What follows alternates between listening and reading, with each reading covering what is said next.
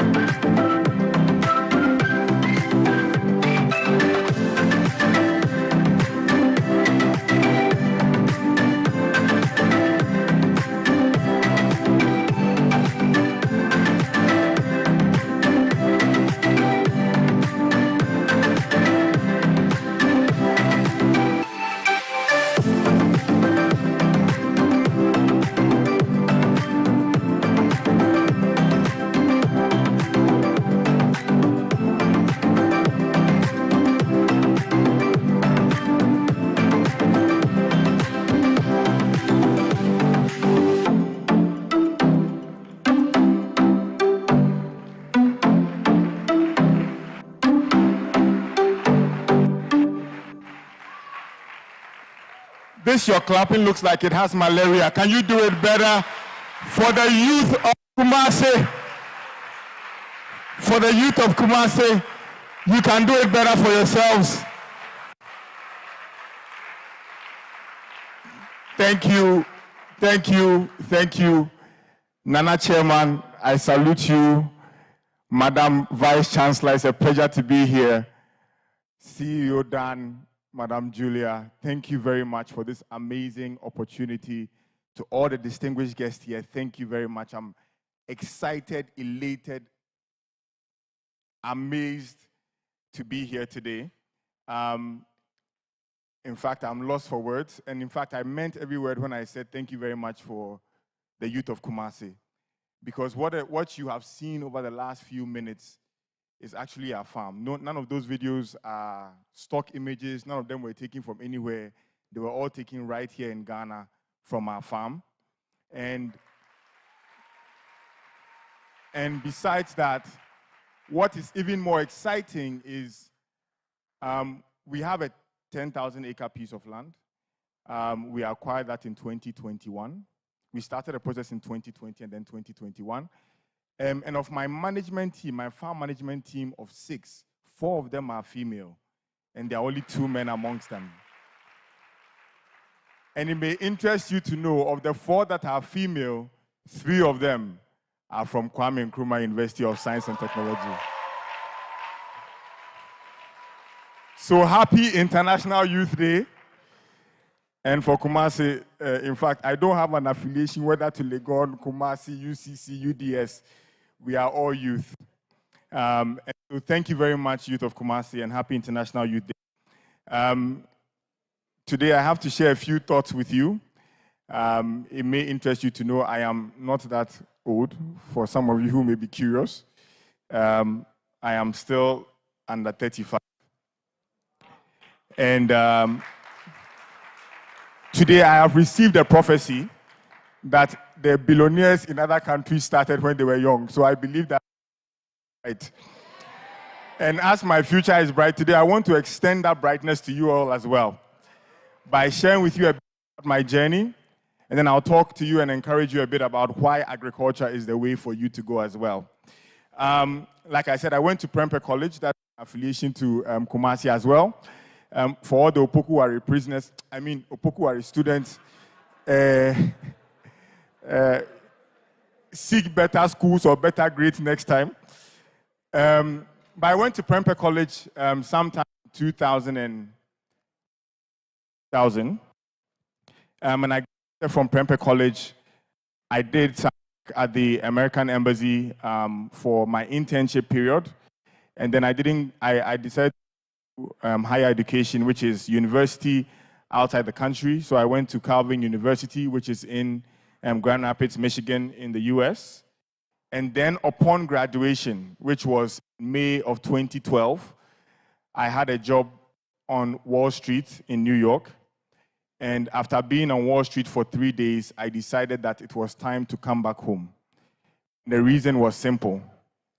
I realized very quickly that a lot of the people who I had met had plans of coming back to Ghana after about 4 years or 5 years. And most of the time, 10 years later, 15 years later, they are still looking to come back to Ghana. And so I realized, looking into my future, it's better I take the leap now than wait 5 years or 10 years. And so 1st August 2012, I moved to Ghana. I started looking for job opportunities here in Ghana. I started with accounting, PwC. I was there also for about 2 or 3 days. And then one of the partners there gave me a prophecy. He said, you look like the type of person who one day PwC must come and look for you for their business. Little did he know that he had struck a chord in me. And since then, I left, and then I started work with a real estate company. So I have a real estate background. For most of you who may not know, this is an e-learning center. So my background is actually in computer science and information systems. In fact, I learned from a conversation yesterday with some agricultural students that it looks like most of us in the agriculture department, the Faculty of Agriculture, stumbled on it. It was not a conscious decision for people to come into the Faculty of Agriculture. Some people who were pursuing engineering or who were pursuing medicine, who that school was full, then they ended up pushing some of the people into agriculture. it's not a bad thing. Consider it a great blessing, and I'll share with you why. You are where once you are good at math and once you are good at science, people assume that you must then go into medical school or to engineering. I was going to the engineering to be. Please, does your mic need the youth? So I wanted to go into aeronautical engineering, and I quickly realized that Ghana doesn't have Ghana Airways working. So what is the point in me studying aeronautical engineering? What's the point in me studying aeronautical engineering if Ghana didn't have Ghana Airways working? And so at that point, I switched in my second year to pursue computer science and information systems.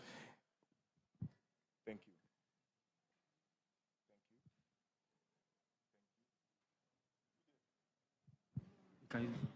Hello? We are good. Okay, so I decided to pursue computer science and information systems with business in addition, because I realized that most of the time the bosses of the tech people were businessmen. So I said, where I'm coming from in Ghana, people study under trees. So if I've come to the US where everything is cool, I better, put my seatbelt on and then study hard.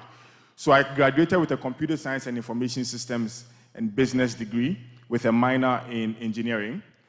Now, how did I then stumble on Agro? I had a good friend of mine from Prempeh College who had studied Agro engineering. I believe he had done it at Legon.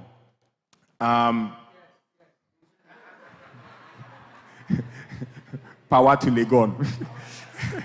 So I believe he had done it at Legon. He told me, look, Nana, we need to don't just focus on real estate. You need to consider agriculture. Agriculture is the future. I didn't fully understand what he meant. So what I then did is I started investing a little bit in it. I gave him some money. You should start a maize farm. But little did I know, maybe it's because he didn't come to tech. When he told me he was on the farm, he was actually at home. So eventually, please, my security will be intact after the service. So please spare me for today. But so we started with about 15 acres of a maize farm. It didn't go very well because really there was an absence of the leadership on the farm. And one of the things you realize very quickly in Ghana that when you're doing agriculture, please don't do it while you're absent. As much as possible, be present. So I started with that maize farm. Then I moved on to doing some cattle rearing.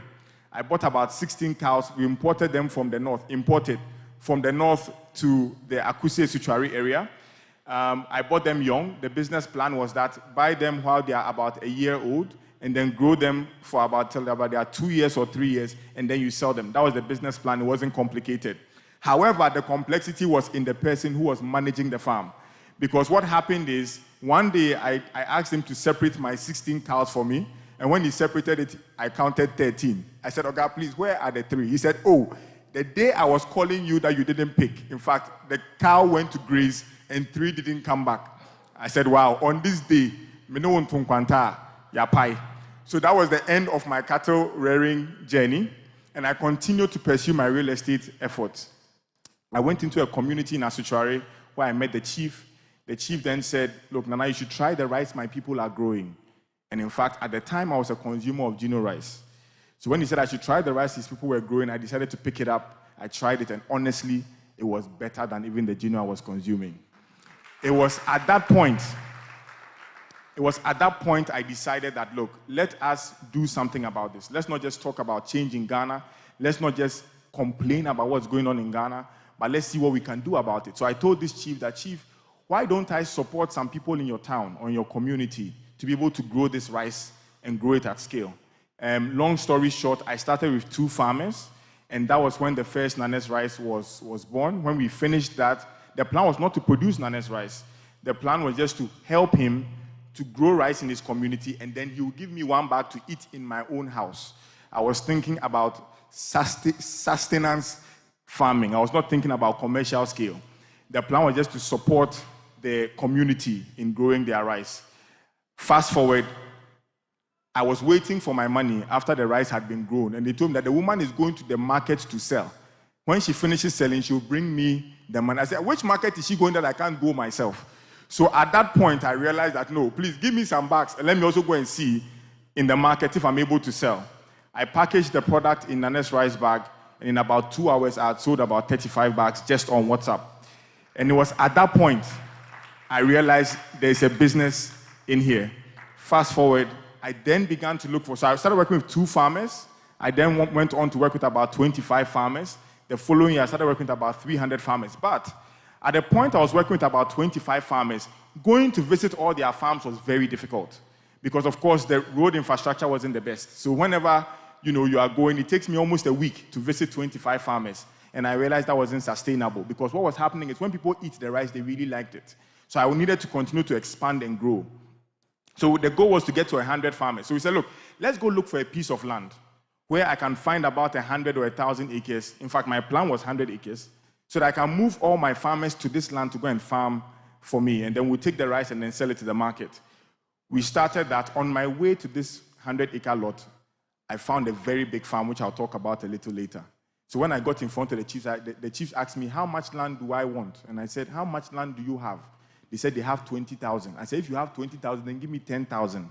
And this is how I ended up with 10,000. In fact, I went to that meeting with my dad and my mom because, you see, the chiefs did not respect young men. At the time, I was about 27. And at 27, of course, there was not even gray in my beard. My beard was still being grown. So no chief was respecting me. So when I went to the meeting with my parents, in fact, when I said 10,000, my father asked me, he said, Nana, how do you intend to? I said, don't worry, let us get the land first. The rest we'll figure it out. So we proceeded, and we took 10,000 acres, and today we even have a lot more than 10,000 acres on which we are currently cultivating a little over 1,500 acres. Ladies and gentlemen, in 2.5 years, it is my pleasure to tell you that Agro Kings is not only a wholly Ghanaian-owned company, but we also are currently the largest commercial-scale rice farm in the country. And in fact, I'm not excited that we are the largest commercial-scale rice farm because it's not enough. Really, even if I grow on 10,000 acres and we are cultivating all of it, I cannot feed Accra alone because we are importing a lot of rice and we are growing our population exponentially. However, I have started my little one in my corner. Thankfully, because of our Happy program, in fact, I met Honorable Dan Kwe. I think we spoke about Happy program almost about a month ago. And from that meeting, we realized that we can do a lot more with our smallholder farmers beyond 300 smallholder farmers. I'm sure by September, we would have about 5,000 smallholder farmers within our network who we are supporting not only in our area, but now in the Volta region, in OT region, and also even in the Eastern region. And I'm very excited about this Happy program. In fact, it was at that program that I heard about this program. I was supposed to actually be out of the country today for a week. But when he said I should be here, I said, what can I say than to serve the cause? And so for you, I'm here. When we finish, I can deal with my flights tomorrow morning. So hopefully there will be no delays at the airport. But I'm very happy to be here with you. But I don't want to talk too much about me. I want to talk about you. Today, we have a real situation on our hands. We have a very, very real situation. I want to share with you why I think that situation is very real. Because for me, you can find out things about me or about us or our farm. Whenever you come to the farm, we'll be happy to receive you. In fact, Pineapple is here. Who was at Tech? Pineapple, are you in the room? Is Pineapple here? Yes, Pineapple is in the back. Oh, no, she's outside. Is Berry here? Oh, Pineapple is in the back. Thank you. Please, that's my principal farm manager at the back. She's called Pineapple. That's Nipa Nameka Nwasemo. That is Pineapple in the back. I can see Berry as well in the back. Yes, that's Berry as well in the back. She's the head of our mechanization. She's the small lady you saw get out of that very big harvester. She's actually the one who leads all our mechanization efforts, and she's a female who graduated right from here, from the Kwame Nkrumah University of Science and Technology. In fact, I'm sure Carrot is watching online because she couldn't be here. She had to be on the farm to be able to fulfill an order. I mean, by God's grace, last week we got an order for 5,000 bags of rice, which is going to be delivered to the Eastern region. And so Carrot had to stay back to be able to be there, but Carrot also is a product of the Kwame Nkrumah University of Science. Now, I'm not talking about fruits. These are human beings. Caleb is giving me feedback. So on our farm, because of the size of our farm, we don't actually call ourselves by name. So if you got on the farm, you'd hear people call passion. My name is Passion for passion fruit. When you get there, you see in fact, this is an architect. She's our business architect. She's a certified architect from Central University. We will not say it loud. So she's an architect who is now turned a farmer, and she helps all our business efforts. And she's no longer called Charlotte. On the farm, we call her Eduaba. So you realize that on our farm, when you come, you seek to become a fruit. Or you seek to become, we have people called carrot, cashew. We are all kinds of fruit there. Two things. One, we are young and we enjoy what we do. We love what we do. But on a farm our size, if I call Nana, please come, there are multiple Nanas on the farm. So you are able to call you or identify ourselves uniquely by some of these names. On our farm, we work out twice a week. Around 5:30 in the morning, you see us going jogging, you see us doing aerobics. These are all things we do on our farm to keep ourselves excited. In fact, we travel a lot. Every year, as a company and as a team, we traveled. 2 years ago, we were in Rwanda, and then we went to Dubai. Last year, we were in Thailand, chilling. So we do both enjoyment. So, and I'm not going myself. In fact, these are not cunningly devised fables. I'm not telling you what is not. Like I said, pineapple is there. In fact, a bit of my team was here when we learned that we're coming to Kumasi. Thankfully, 2 months ago, we by God's grace, we were able to sign Melcom. So now we have nationwide distribution through Melcom. And so we decided, look, if I'm coming to Kumasi, then I should come to Kumasi with part of the team. So we've been in Edum and Santase at the Melcoms, then Opoku Trading, just trying to, let people know that Nana's Rice is in Kumasi now as well. And so we're there this weekend. So a lot of my team, about 16 or 17 of them are here. So if any of you think anything I'm saying is a lie, when you finish, you can go and see them. And they can also show you their passport and pictures on their phone on us chilling in Thailand. So to the real issue that we have,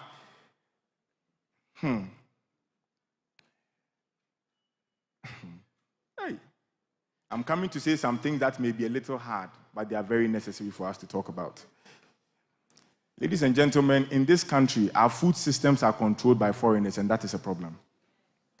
I'll give you an example. There's a company called Tropo Farms, which is run by a German man, and no offense to them. But Tropo Farms is the one that feeds Ghana a lot of the tilapia we consume. Tropo Farms sells tilapia, 50 tons of tilapia a day. That's almost 2 million cedis of sales every day. In fact, a bullion van goes to their warehouse to pick up the money and send it to the bank. 2 million Ghana a day. Fish farming, tilapia alone, Volta catch. There's a company called Golden Exotic Farms. Golden Exotic Farms is actually the farm I was going through on my way to meet our chiefs. And when you get to Golden Exotic Farms, it's about a 13,000 acre farm. They are producing banana. They export almost all the banana to Europe. Almost 40 containers of banana are exported out of this country every single day. And that is not run by a Ghanaian, that's a French company. We're looking at Ranan Fish Feed. Ranan Fish Feed is an Israeli guy who came to Ghana and has come to build our fish feed. And this is the one who is feeding a lot of our fish farming communities. Where are the Ghanaians? Where are the Ghanaians? Where are the youth? If any of these foreigners today or tomorrow decide that, look, we are done with Ghana, or the next generation of these people decide that they don't want to continue their efforts in Ghana, what then happens to the tilapia that we have so grown this amazing taste for? And so it's important for us to realize that our food systems in this country need to also be controlled by Ghanaians. Even a fufu pounding machine is made by Chinese. In fact, the commercial scale one that is being sold today is being done by Chinese, and that is a problem. We have people who are from this faculty of agriculture, apart from faculty of agriculture, across the country, where we could be producing our own fufu pounding machine. Why not? By now, and I'll talk a bit about our opportunities, but I wanted to tell us some things. So these are what I call keynotes to note. So one is that our food systems are controlled by foreigners, and we need to take charge of that. Number two, money follows successful innovation. Money follows successful innovation. And it's important, sometimes when we talk about the concept of innovation, most people assume innovation means technology. Innovation is not just about technology, it's not limited to technology. Innovation basically is a new method or a new way of doing things. It's a new idea or it's a new device. There are different types of things that come under the umbrella of innovation. And it's important for us to realize that money follows successful innovation. Some of us should therefore stop seeking money. We are happy about money, and money does make a difference. In fact, poverty never made any impact. Money makes a difference. However, we do not pursue money. You need to pursue the decision to solve problems. Why did I decide to come to Ghana? I recognize that this country is a developing nation. This country needs me a lot more than the United States of America. This country needs me a lot more than the UK. Because there is a reason why I was born and bred here. I can understand the language of my people. I can understand the challenges of my people. And it is therefore important that I come here and help my people to solve our own problems. There's a problem we have on the farm called bird scaring. In fact, when you grow rice, one of your biggest challenges apart from water is that birds can come and eat all your rice. And then your harvest is finished. And you ask yourself, how are developing nations able to solve this particular problem? In fact, in Brazil, they've solved the problem. In Thailand, they've solved the problem. In China, they've solved the problem. So you ask yourself, why is it that in Ghana, we've not been able to solve the problem with their solution? And the reason is simple. The birds that eat the rice in Ghana, their variety is only in Ghana. And so, if a Ghanaian does not understand that bird and seek to solve that problem, the Chinese man's solution will not work for us. And so it's important for us to recognize that there are certain problems in this country that if we put our minds to solving it, that is where the money flows. Because I thank God, we are not poor. We are not impoverished as a nation. In fact, we are very rich. Honorable Dan said it. Said the greatest resource in this country is not gold. It's not lithium. It is us. Because like he said, you see, what it means is that Mark Zuckerberg can buy Ghana and all of us in it with our productivity, and you will still have change. It's a serious matter. When an individual can write the check the whole country is seeking from IMF, it should send you a message. And this is the vision of one man. The difference that one man or one woman can make in this country, and I hope that that person is currently under the sound of my voice, because you can make that difference.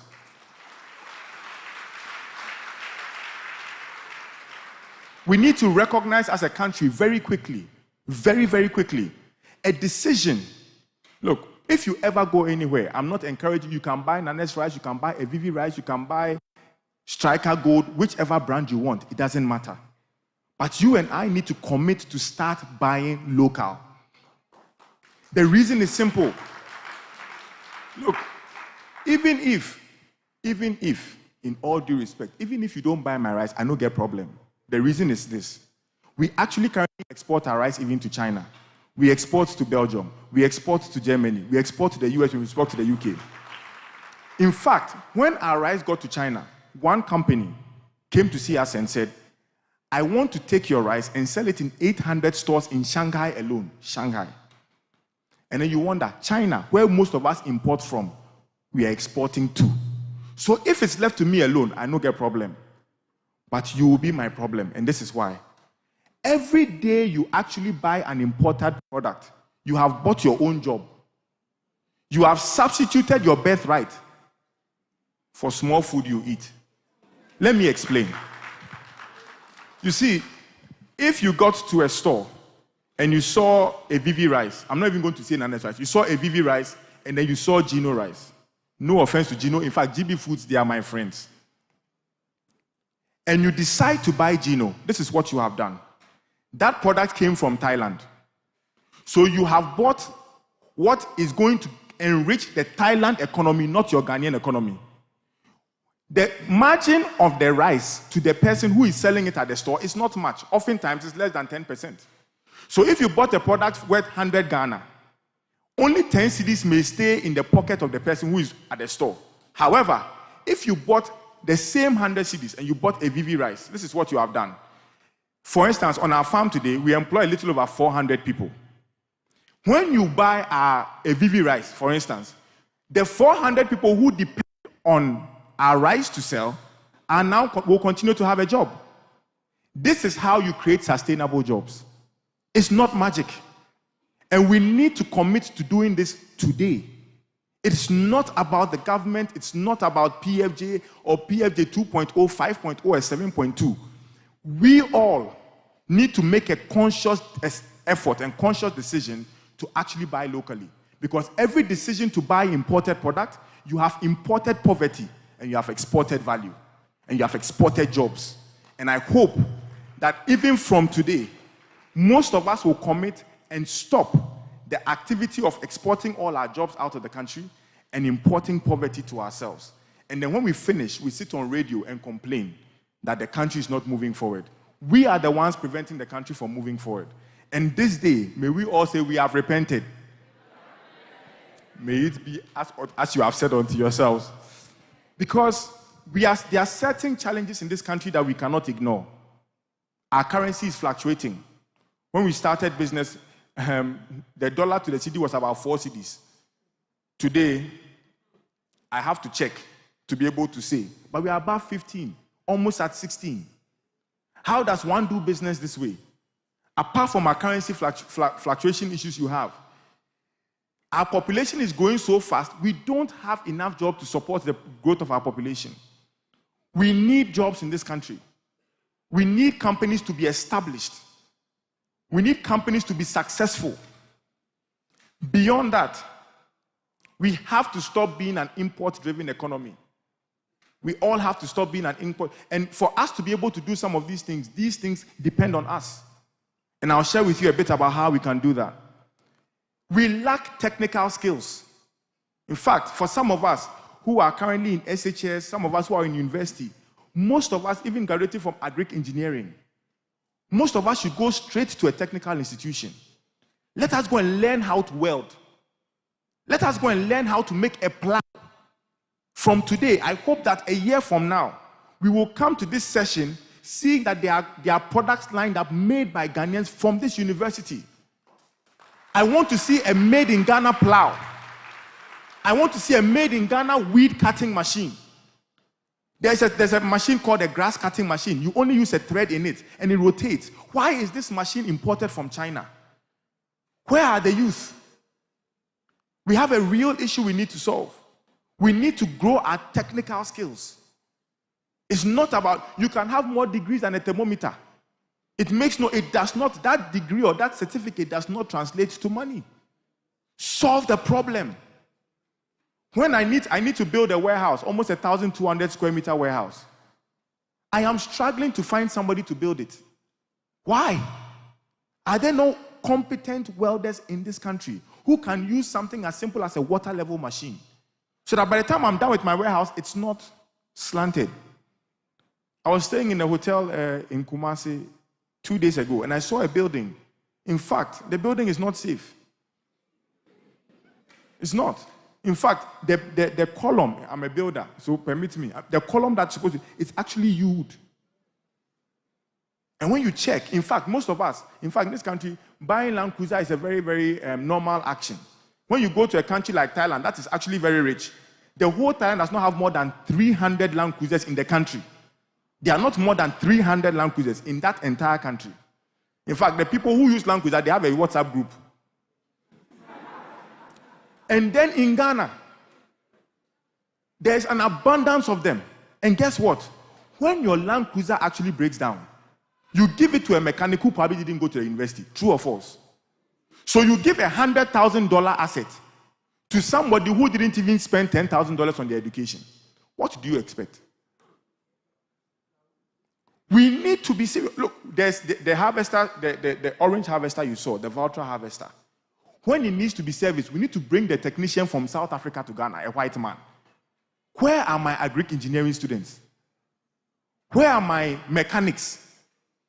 We are talking about digital solutions. Why is there not an app where when my machine is spoiled, I can put it on there and some Ghanaian can pick that up, drive to my farm and solve the problem? Why is this not the case? I have a backhoe that has been parked on the farm since last week, Saturday till now, because you are waiting for a Frenchman to come and work on it. May this not continue to be our story. So a big problem we have in this country as well is we lack technical skills. The practical skills, they are not there yet.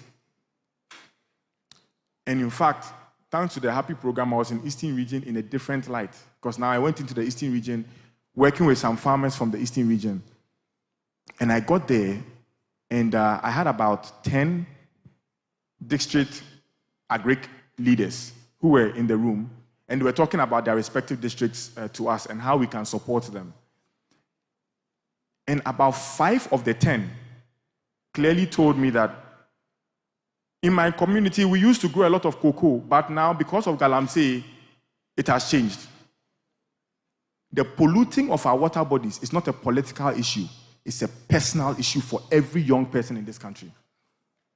In fact, never look on your screen and say, Galamsey, let it pass, because this is an issue, let the politicians deal with it. Because simple River Pra, which had potential to house fish, today, all those fish have left because of the pollution to these water bodies. On our farm, we harvest rainwater. So, for those of you who are familiar with Accra, rainwater that comes from Afienya ends up on our farm. It's harvested before its overflow goes into the Volta Lake. The water that we harvest there, if it does not rain in Ghana for 2 years, we'll be able to grow rice for those 2 years. So we have built in a system that harvests natural rainwater, harvests that water into a dam and then into a lagoon, and that's how we irrigate our entire farm. So let there be drought in the country, feel free to come to us, we'll have rice available for you. This is a talk about innovation and a talk about how we can use things that are happening naturally to be able to support and help ourselves.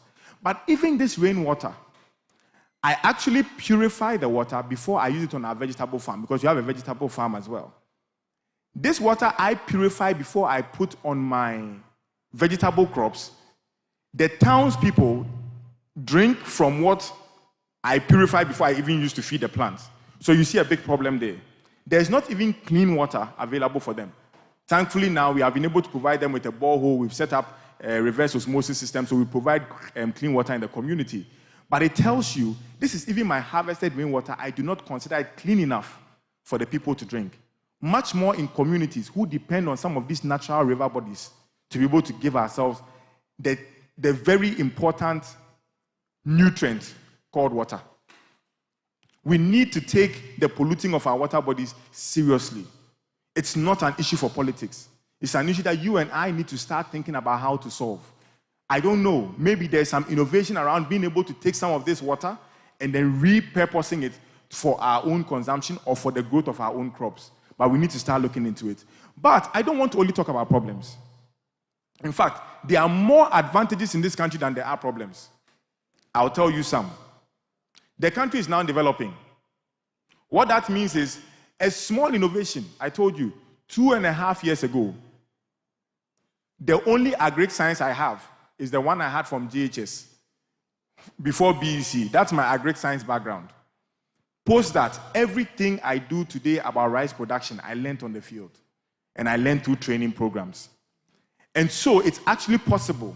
And now, how does somebody who studied computer science and information systems 3 years later become the largest scale commercial rice farmer?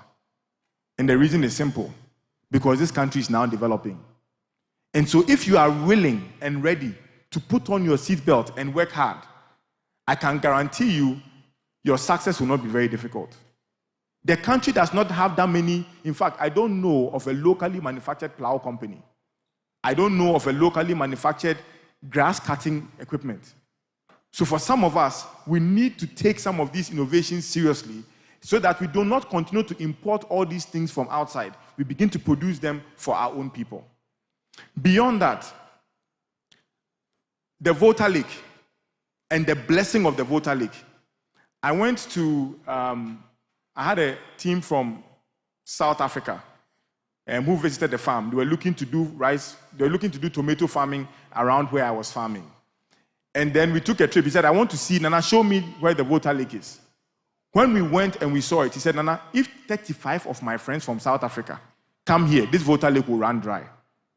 He cannot understand how we have this amazing resource of a Volta Lake spanning different regions, and yet there are very few farms on that lake. Beyond that, Ghana has used less than 10% of our arable lands. Another South African man came to me. He wanted to do livestock farming. In fact, the sheep and the goat were going to take a plane from South Africa to Ghana. And I asked him, is it still profitable? I said, oh, the way Ghanaians eat, it will be very profitable. Even when the goats get an air ticket, it will still make financial sense. He said he wanted to come and see our land that was available for him to be able to, because if he grows the livestock, he needs to be able to grow the raw material to feed the livestock. So he wanted to see where he could potentially grow some maize and soya. We drove all the way from Accra to Nkransa. In fact, we flew to Kumasi, then drove from the airport to Nkransa and back. When we arrived at Nkransa, the guy said he doesn't need to get down. I said, you made us leave Accra to Nkransa. Get down and let's go and check. I said he doesn't need to get down. I said, what is the reason? He said, look, Nana, from where I'm sitting, it is evident that the land that is there is very fertile. So the weeds that are growing on it show that the nutrients X, Y, and Z are all in the soil. He doesn't need to get down to conduct a soil test. He can come and do the project here. And then he told me, he said, it is criminal for this country to import any food. Those words have stuck with me. He said, it is criminal for Ghana to import any food. With all the kinds of arable lands we have here, we should not be the ones importing food. And this is possible because here we are in Africa. Raw material availability, abundance of it. Look, we are exporting raw cocoa and importing chocolate. We are operating, the whole country is probably getting about $2 billion from the cocoa that we export. One company that is producing chocolate and exporting to Ghana alone is probably making that $2 billion.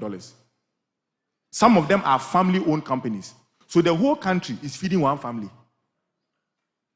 What stops us here from producing our own chocolate? What stops us here from processing and adding value to all the cocoa that we produce in this country? So that we go from the $2 billion economy and enjoy the $100 billion that the chocolate industry has for us. Talk about cashew production. We have a cashew product, roasted cashew, honey-coated cashew. Some of them may be in the foyer when you finish if you wanted to grab some. And you ask yourself, there are Indians who can speak Twi just because of cashew. They have left their country and they live in Ghana collecting all the... As I speak, I think they are about to leave. Because between May and about August, they are here, resident, buying all our cashew and exporting it. Where are the Ghanaians? What stops us from being able to roast our own cashew to consume by ourselves? And here we are, enjoying on TikTok. Think about the weather in Ghana. The weather that we have, all year-round farming is possible here. We are able to not only grow rice in the rainy season, we don't have snow here. Throughout the year, we're actually able to produce. The country China, the country Thailand, they only have 1 year of rice production. And yet, they are the third or fourth largest rice producers to the country, to the world. Where is Ghana? So the youth need to recognize that the benefits that we have on this continent, the benefits that we have in this country, look at the market of Africa. We have 1.3 billion people as a market. It is more than America and UK combined. Your market can be only in Africa. You don't need to produce anything to export. You can produce it to sell to our own people because the market is here. If you look at even a country like Nigeria, more than 70% of the population is under 35. What does that mean? The future of the country is yet to come. It's not about the population you see today. There are mouths to feed. So we need to work around innovation. We need to change. Youth of Kumasi, youth of Ghana, let's not, after this session, enjoy and consider it business as usual. Let's build this country. Let's feed our future. Let's solve our own problems. Let's innovate. Let's innovate.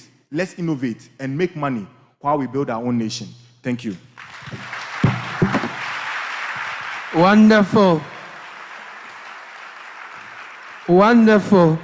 Yes, you want to give him a standing ovation. Insightful presentation. Wow. There is opportunity in Ghana. There is a chance for you to make impact. Where are the Ghanaians? But it is possible. We can do it. Another round of applause for our keynote speaker, ladies and gentlemen. Fantastic one.